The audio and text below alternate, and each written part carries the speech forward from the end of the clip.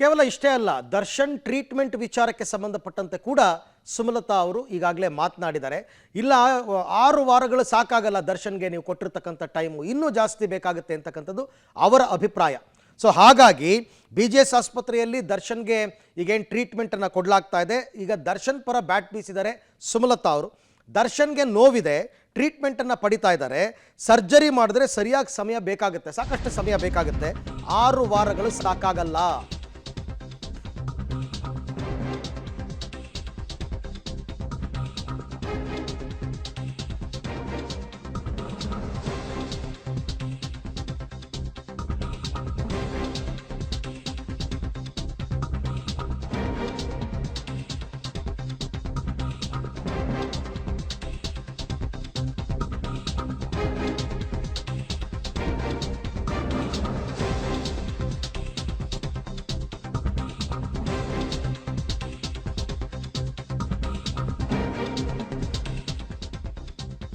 Court ನೀಡಿರುವ 6 ವಾರಗಳ ಸಮಯ ಸಾಕಾಗಲ್ಲ, ಹಲವು ತಿಂಗಳುಗಳ ಕಾಲ ವಿಶ್ರಾಂತಿ ಬೇಕಾಗತ್ತೆ.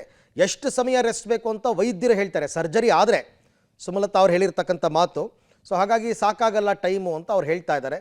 ಬಟ್ ಅದನ್ನು ನೀವು ಮಾತಾಡೋಕ್ಕಾಗಲ್ಲ, ಅದು ಏನಿದ್ರು ಕೂಡ ವೈದ್ಯರು ಹೇಳಬೇಕು. ಸರ್ಜರಿ ಮಾಡುವ ವಿಧಾನದ ಮೇಲೆ ವಿಶ್ರಾಂತಿ ಎಷ್ಟು ಸಮಯ ಬೇಕು ಅಂತ ನಿರ್ಧಾರ ಆಗುತ್ತೆ. ಅಫ್ಕೋರ್ಸ್ ಅದನ್ನು ವೈದ್ಯರೇ ನಿರ್ಧಾರ ಮಾಡಬೇಕು. ಸರ್ಜರಿ ಆದರೆ ಕಂಪ್ಲೀಟ್ ರಿಕವರಿ ಆಗೋದಕ್ಕೆ 3 ರಿಂದ 4 ತಿಂಗಳು ಬೇಕಾಗುತ್ತಂತೆ.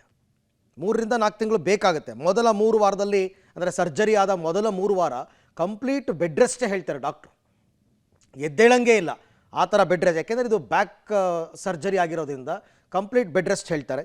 3 ವಾರಗಳ ಬಳಿಕ ನಿಧಾನವಾಗಿ ವ್ಯಾಯಾಮವನ್ನು ಶುರು ಮಾಡಬೇಕಾಗತ್ತೆ.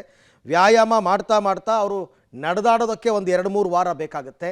ಸೊ ಸಂಪೂರ್ಣ ರಿಕವರಿ ಆಗೋದಕ್ಕೆ ಕನಿಷ್ಠ 3 ತಿಂಗಳು ಬೇಕಾಗುತ್ತೆ.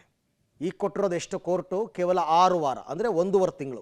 1.5 ತಿಂಗಳಿಗೆ ಅವ್ರು ರಿಕವರಿ ಆಗೋಕ್ಕಾಗಲ್ಲ. ಯಾಕೆಂದರೆ ಈಗಾಗಲೇ 8 ದಿನ ಕಳೆದೋಯ್ತು, ಇನ್ನೂ ಸರ್ಜರಿ ಮಾಡಿಲ್ಲ ದರ್ಶನ್ಗೆ.